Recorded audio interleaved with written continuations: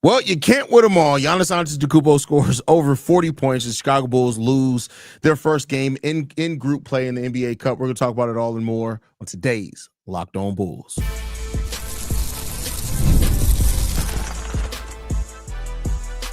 You are Locked On Bulls, your daily Chicago Bulls podcast. Part of the Locked On Podcast Network, your team every day. Thank you for tuning in to Locked On Bulls, member of the Locked On Podcast Network, where it's your team every single day. That's Pat the Designer, host and creator of the Windy City Breeze, and host of the Chicago Bears podcast over at ESPN 1000. I'm Hayes, host and creator of Chicago Bulls Central, Chicago Bears Central, YouTube pages, and podcasts. Today's episode is brought to you by FanDuel. Right now, new customers can bet just $5, and if your first bet wins, you get $300 in bonus bets to use across the app at FanDuel.com to get started. Pat, man, this game got frustrating, bro. Josh Giddey basically shut out completely in the second half of this game, scoring-wise. He was 0-5 from the field. He did score 2 free throws, but that's really it for Josh Giddey other than that in the fourth quarter of this game. He did have 7 assists, which is good. He was active. He just wasn't scoring, Pat.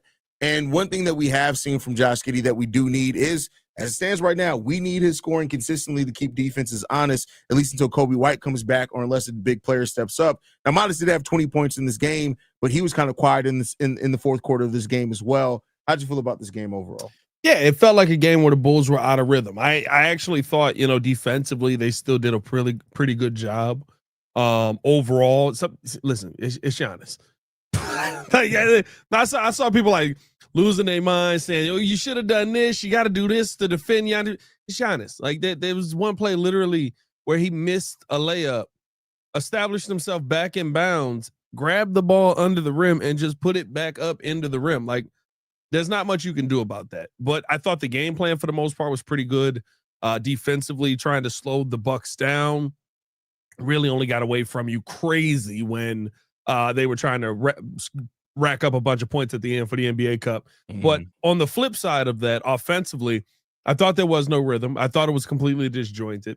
I thought that, there were moments where guys kind of got it going. There were moments where Modest got it going and you could cut it back down to 5. There were moments when Herter got it going and you could cut it back down to 4, but nothing was consistent. Giddey couldn't find his shot the entire game. And I think the biggest thing was, listen, there were 3-point shots there that were open for you to be able to knock down, and the Bulls just couldn't find a way to knock that 3 ball down. No matter what, you're going to have to shoot the 3 well to beat the Milwaukee Bucks. You got Giannis, you got Miles Turner in the paint. Those are 2 big-time shot blockers. Going to make it difficult if you just drive down in the paint and drive into the teeth of that defense the entire time.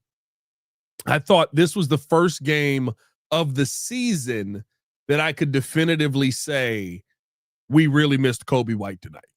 That is how I felt coming away from this game. And here's the thing, not a bad game overall. I don't think that this is, if this is the worst that the Bulls have looked all season, we're doing okay.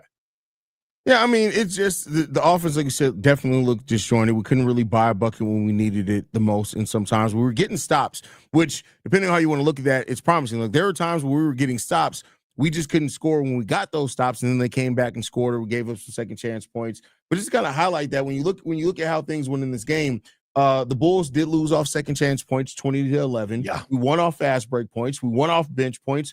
We had more turnovers than by 3. They scored, thus they scored more points off turnovers, and they had, we had more fouls than they did as well. But those margins are close. If the Bulls shoot a better percentage from 3 today, 10 of 33 for only 30%. They're right in this game, right? And that's because of the nature of the defense that they did play. But listen, they lost this game. Giannis played like the MVP level player that he's been playing at all season. And the Bulls, the player that's been playing at that level for us, and Modest Buzelis, he didn't score in the second. I mean, in Josh Giddey, he didn't score in the second half of this game. So, it is what it is. We know we're not a complete team.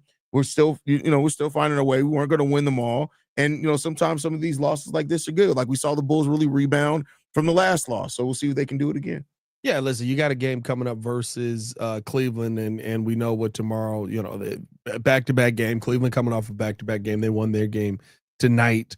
But it truly, to me, like I looked at this game. One, I thought how Billy staggered the minutes as well. It felt very much like you were preparing to play the bench a lot more in this game. especially when, and this was the biggest thing, maybe the only thing I didn't like, and I get where they were going, but the Isaac Okoro on Giannis matchup, like that was one to me where, yes, he's the best defender. Yes, that is the situation that, remember, they would put Lonzo Ball in those same moments.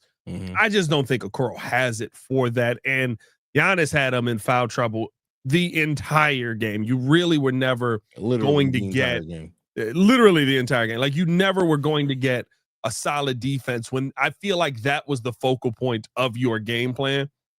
You made things tough for him early on in the game, but in the second half of the game, I mean, like it was pretty much the Giannis show. He was getting to the free throw line. I think he shot 9 of the 11 free throws that they had in the second half. Crazy. It was insane. So, like, again, I'm not losing my mind over this game. I know some Bulls fans are like, we knew this was going to happen. Guess what?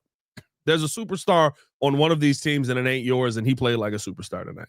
That's a fact. That's a fact. Giannis played like the superstar player that he is. And, you know, this is a learning experience for the Bulls, man. Modest put up 20, which is good to see for Modest Buzelis to be able to do that. Vooch and Giddey didn't feel like themselves as this game went on. Like, it seemed like both the moments where Vooch and Giddey both hit like big shots for the Bulls or whatever else, that never really came in this game. And it's not going to come in every single game, right? There's going to be some games where you just don't have it and you have to do it as a team. I do like the energy they came out with initially in the second half, but then, you know, that went by his wayside. But, you know, again, a lot of the things, Pat, that you've talked about, and this is why I know we don't try to focus on it when things are going well because people don't like to hear it. But like some of the things that even when the Bulls are playing their best, they hurt the Bulls today. For example, like Trey Jones passing up wide open shots. Yes, it hurt the Bulls today. Yes. You know, not moving without the ball, settling for threes, not finding you know, the mismatch with enough time. Those things all kind of reared their heads in this game, and you know, it's things that we even saw in some of the wins. So we just got to continue going. But Kobe is going to help with some of this. Yeah. But Kobe's not coming back for, you know, over another week. So they're going to have to figure it out because, you know, we'll talk about it in the show. Next few games that we have for the Bulls are all real tough. Yeah. And especially because, like, this is a game where your drive and kick method, in theory, it works, but they were willing to give you those threes. Right, you got to take them. You got to knock them down. They were willing to give it to Modest Buzelis. They were willing to give it to Nikola Vucevic, and it felt like none of them really were shooting those threes. I mean, even the fact that we lost tonight's game, we shot 6 less threes than the Milwaukee Bucks. Like the Bulls really weren't chucking the three ball up much at all. They were trying to get themselves established in the paint and get working in the paint. And this was a game where, to me, that we know the secret to beat them. Giannis is going to be down low, and Turner is going to be down low. You got to knock down that three ball. And today was a day where I thought Kevin Huerter was somebody who you were expecting to have a bigger impact from that 3-point land. And he just, listen, sometimes the shots ain't falling. Some games you got to live by the 3, die by the 3. This is a game where it didn't work out for the Bulls in that situation. Yeah, and all things kept, it's like Kevin Huerter isn't really shooting the ball great this season at all. No. He's doing a lot of things to help the Bulls win, so you can overlook some of that, but he's not really shooting. I mean, he wasn't shooting the ball well. 29% from 3. Huh? 29% from 3 this year. And he was 30% from 3 with Sacramento before he got traded here. So, like, there's just some concerns there, and the Bulls are going to have to work out those concerns. But, you know, Io wasn't he had moments of aggression, but you could tell Io had been out for a couple of games. Yeah. And, you know, those things catch up with you. That's the ebbs and flows of the season. These things are going to happen for every team at some point over the course of the season. And remember, last season when Huerter got here, ended up shooting 37% with the Bulls from the 3-point line. I would assume that's going to get back. Bulls tried to use the size advantage today, and it just, you know, it kind of hurt them in a different way. On the flip side, they tried to use the size advantage on one side with Modest going at AJ Green, but you're using that advantage to try and get, again, down into the paint. So to me, this is game 1 versus the Bucks. This is the team you're probably going to have to worry about the most in the Eastern Conference this year, because I think it's the team you match up the worst with. Them and the team that we're going to play tomorrow in Cleveland. I think those are the two teams that you just you don't have the same. And I'll tell you what, bro. Like, I get what the numbers say. Hey, these numbers lying. Jalen Smith is bad. Jalen Smith is bad at basketball. I get it. It's tough because it'd be like he'll finish a game with like 12 points, 14 rebounds. You just be like, it do not feel like you impacted the game like that at all, bro. He be taking some shots to be insane. And some of the passes too, like Jalen just, bro, it's such a mixed bag with Jalen, man. Like, because he has some stretches where he looks good, and then that's where like some decent numbers come from. But then when you just look at like things that don't count in stats, like his rotations off players, him not rotating out, like those type of things, like getting caught up by smaller players, which take him completely out of the play. Like those are all things that end up stacking up for him, and they end up causing the Bulls some problems, man. But we're going to continue talking about what this now means for the Bulls in the group stage in the NBA Cup, because every loss and point differential matters a lot with that as well. First, we do got to get a message from one of our sponsors, and that is Gusto. Let's be real. No one starts a business for the joy of calculating tax withholdings or managing payroll spreadsheets. That's where Gusto comes in. Take the stress out of payroll, benefits, and HR so you can focus on running your business and supporting your team. Gusto is the all-in-one remote-friendly payroll and HR platform that makes managing your team simple, transparent, and fast. Whether you're hiring, onboarding, or paying employees, Gusto helps you do it all from one place without hassle or hitting fees. Unlimited payroll runs for one monthly price, which means that no surprise charges at the end of the month. Gusto's automated tools like offer letters, onboarding materials, and direct deposits save me hours each week. And knowing you can reach certified HR experts anytime gives you real peace of mind. Try Gusto today at gusto.com/LockedOnNBA and get 3 months free when you run your first payroll. That's right, 3 months of free payroll at gusto.com/LockedOnNBA. One more time, that's gusto.com/LockedOnNBA. More Locked On Bulls coming up next. All right, Patrick. The Bulls lose. People is not moving off ball. You get a straight Patrick there. There you go. Catch a straight Patrick. So with this said, the Bulls won their initial group stage game and had a point differential of 10. The Bulls didn't lose this game by 16, which kind of messes up the point differential as well as going down to 1-1. This actually, Pat, despite the Bulls having a 1-1 record, this actually puts the Bulls bottom of their group because of the margin in which they lost this game by, that's why the point differential stuff matters in this. So basically, they have to win their next 2 cup games if they want a chance to really win this group. How you feeling about that, Pat? Listen, it's if you're gonna have a chance at all to win this group, you got to lock in, and it's a tough group that the Bulls are in here this season. Like it's not, you knew it wasn't going to be a cakewalk. I thought you competed very well in this game, but I guess that's the tough part about the cup, right? Because this was the Bucks' first cup game, this season, and they're trying to run the score up at the end of the game, and you have to make a decision. Do you try to play very tough defense to finish out the game, or do you not worry about it and try not to care and just not to care, try not to get hurt and go too far, and just try to keep up scoring wise? Like I think that's the part for me where I look at the cup. I don't like the scoring differential. Why? Because it always feels disrespectful when you do it. Like I mean. We were at the end of the game. They're up 126-110, and they're chucking up a 3-pointer with 2 seconds to go. You know what I mean? Like that always offsets me a little bit. And then just the fact that I feel like you're taking too many chances at the end of that game. And I'm like, all right, like Billy Donovan shouldn't have had his starters in the last minute and a half of that game. Yeah. The game was over. You know what I mean? Like I don't like it for that reason, but I get it. And so with them dropping in this cup, I think that dropping in this cup is wild. Is it? Sounds like you're drug testing people. Or drugging them. Or drug, yeah. You could be drug testing them or drugging them. Either way. That's a fact. That's a fact. Just ask Diddy.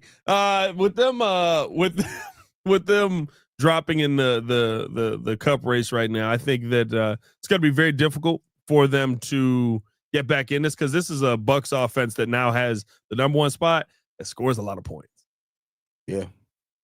Yeah, they score a lot of points. Now, the defense is ranked towards the bottom of the league.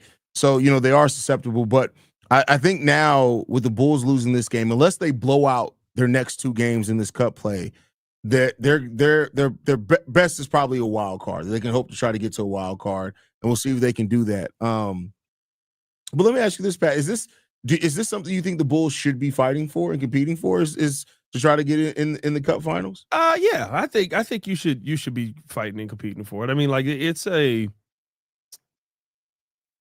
there will come a time when this matters, when we care about it, right? And I think there will come a time where there will be a clear correlation between teams that go out there and compete heavily in this and teams that go out and go to the final. I mean, last year's Cup ended with Bucks versus who did they beat in the Cup final? I don't even remember. Pacers, right? And you can do that, right? It doesn't have to be East and West. Yes, it does. Yeah. No, Bucks and Pacers was the game to get to the NBA Cup. Whoever they end up being, I don't know. They wasn't the Lakers, I'll tell you that much. But to me, like, I think with that, like, you saw a clear correlation of the teams that were in the NBA Cup were some of the teams that remained standing at the end of the season. It's kind of that stamp of like, there's a carryover. So for me, I look at this as hey, this is your first test. This is your first opportunity to see what it's like. Is it a playoff atmosphere? No, but is it a little bit more ramped up? Is it a little bit, like we need you to show up in important game type moments? Like, I think you get kind of that feel from it. So seeing the Bulls compete in something like that, and if you're able to have success in something like that, like, I think that says more about the team than anything else. Yeah, I mean, listen, you want the fact of the matter is these Cup games count towards the regular season anyway. So go out there and compete, regardless of them, and try to win all these games. And if you can move into the Cup and into any type of, don't call it playoffs, but out of the group stage to the knockout rounds, then good. That's great. Like, every experience you need for these players to be in games that mean a little bit more, I think, is important for what we're trying to build here as well. So, we'll see. I mean, the Bulls have typically responded to adversity. This version of the Bulls team pretty well, in the sense that they realize what they need to do to go in there and be better, and they want to be better. And I think they'll figure out a way to come out with better energy, because listen, the Cavs coming up here, it's not going to be easy, bro. No, listen, and what is our trying to see what our NBA Cup schedule is the rest of the way. They don't make it easy to find, bro. Next one is the Miami Heat, Friday, November 21st. And then we've got the Hornets. Friday after that, on Black Friday? On Black Friday, November 28th. And that'd be it. That's it for that would be it. So you got an opportunity here. Listen, and the Hornets gave up a 50-point quarter tonight, bro. I know, bro. But then they got the lead down. Like, they got the lead down to 4 and then still end up losing by almost 20. It's so crazy. It's the craziest game.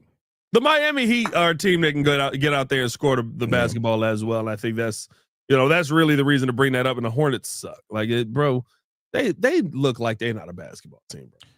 Bro, the Hornets is just like, it's a curse on that franchise, bro. I don't know what it is. Like, we were talking about it on Locked On NBA the other day, and I was like, I told Wes and Matt, I was like, really, go look at all the draft picks that the Hornets made. Not people who were drafted like ahead. Just look at the draft picks that are people that went 1 or 2 spots after the Hornets, and tell me they couldn't have built a championship team if they just hit on half of those. You know what it is? And maybe one day it'll change. But I truly think this. Until you find that guy, most of these teams have been the same our entire lives. Like, most of these, like, think about it. As long as we've been alive, the Atlanta Hawks have been the exact same basketball team. Like, they have never been better. They had that team in the Joe Johnson era where all 5 starters made the All-Star team. They were pretty good. It's not about them being bad. It's just that they've never been a team that you really thought could make a final. That's fair. I think if you're judging off that, the team that changed the most in that time, Warriors, probably the Warriors and the Bucks. The Warriors, but again, like, I guess the Bucks. You gotta think about it, bro. Bit. We were beating up the Bucks for like 20 years, and then now the last 10.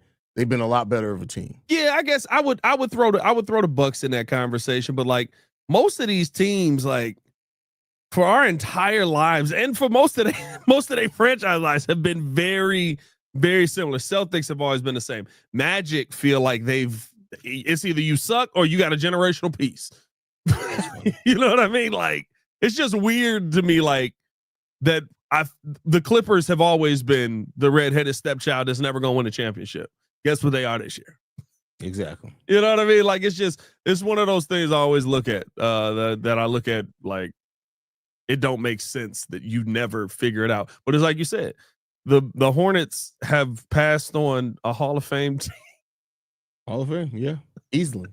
Like not even, and no cap. That's not even me exaggerating. No hyperbole. It's legitimately they passed on what would have been one of the best teams in the NBA in NBA history, bro. Yeah. In NBA history. Hey man, we got to keep this thing moving along, man. We do got to talk about the upcoming schedule for the Bulls here. They got a gauntlet, as we talked about before. But we got to tell you guys all about our sponsors over at FanDuel. The NBA is back, and there's no better place to get in on the action than FanDuel, the official sports betting partner of the NBA. Even if you missed the start of the game or want to ride the hot hand, FanDuel has live bets on everything from who will score next to fourth quarter comebacks. Plus, you can combine your live bets into same game parlays for a shot at even bigger payouts. It keeps every game exciting, especially when your team's making that late push. Right now, FanDuel is giving new customers $300 in bonus bets when your first $5 bet wins. So head to FanDuel.com to sign up and play your game with FanDuel, the official sports betting partner of the NBA. More Locked On Bulls coming up next. All right, Pat, before we get up out of here today, brother, let's go ahead and look at this upcoming schedule for the Chicago Bulls. The Bulls have the Cleveland Cavaliers coming up tomorrow on Saturday, the San Antonio Spurs on Monday, the Detroit Pistons on Wednesday, and the Utah Jazz next Sunday. I'm not too worried about that Jazz game. Getting clapped. Yeah. Or is that game over? Is that game over right now? I think it is. That was ugly. But the next three, for sure. And then even after that, after the Utah game, it's Denver, Portland, Miami. You got a tough start. Yeah. So when you look at these next three games, I went into at the time it was 4 games. I was looking at the Milwaukee Bucks and the Cavs and the Spurs in Detroit. I wanted the Bulls to at least go 500. If you can go 500 in that and then come out of that, you'll be at that point 8-4 on the season. I think that's a really good spot to be in, considering how tough your schedule is. But what are you most concerned about over this stretch for the Bulls? You got some tough matchups with the personnel that you have right now. I think your next 3 games, honestly, are incredibly difficult from a big man position. The Cavaliers, and I get it. You know, we've competed well against the Cavaliers in most of the matchups versus them, but that Cavs matchup tomorrow, that's a kind of essentially what you just played tonight defensively anyway. They don't have Giannis, but you got Donovan Mitchell over there. The Spurs with Wemby's a freaking alien, bro. He is the alien. Like, it is insane what he's doing this season. This mug, bro, he might win MVP. He might win Defensive Player of the Year. He might win Most Improved Player of the Year. Or like, he might clean sweep it. It's insane what he's doing this season. And then you've got Jalen Duren, who I believe, if I'm not mistaken, tonight had a 30-11 night. Jalen Duren. I didn't even know. Like, this season, he might be the surprise of the season. Yeah, I didn't know he could score like that. Yeah, Jalen Duren. I knew he could turn around and dunk on us, but like, Jalen Duren has had like 3 30-point games this season. Yeah, Jalen Duren is balling. And you know one of the things in the NBA that is, I don't care what style of play, I don't care what era you play in, a point guard and a big man combo is always the backbone of a really good team in the NBA. It doesn't matter what. If you have a high-level point guard and a high-level big man playing together that have good chemistry, that is always what's going to be the backbone of being able to win a lot of games in the NBA. 100%. We got Josh Giddey and Jalen Smith. Get Josh Giddey the big man he deserves to play. Bro, get Giddey the big. Bro, who can we trade for, bro? Bro, could you imagine we had drafted Walker Kessler, bro? Could you imagine? It gets worse every single time. Could you imagine? Well, we can sign him. We can sign him for a crap ton of money this offseason. So there you go. Yeah, almost got yourself. But no, I think that's gonna be the Bulls' biggest problem over the next 3 games. And Utah Jazz suck. If we lose them, I'm pissed. But the next 3 games, to me, like, you don't have an answer for the centers on those teams. What's your record prediction for them? I probably feel like the Bulls are. I think they go 2-2. I think that we will win versus the Cavaliers tomorrow.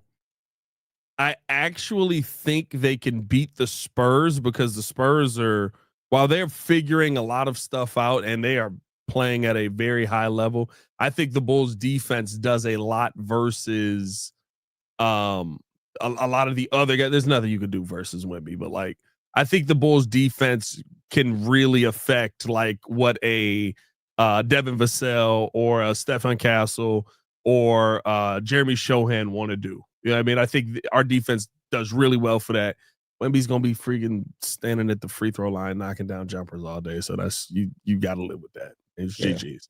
I think the thing about the Spurs too is that what we've seen how people have defended Wemby is they've been able to push him out of the paint with wings and guards. Yeah. So like we'll see if Okoro, P. Will, or Modest can do some of that because you can disrupt Wemby with that. You have a chance to win that game. But I mean these are games that the Bulls can win. They'll have to compete and fight hard as they have to in every game. But I'll say this, I'm going to say 2-2 as well, just because I don't like to predict things, but I wouldn't be surprised if they can come out of it 3-1.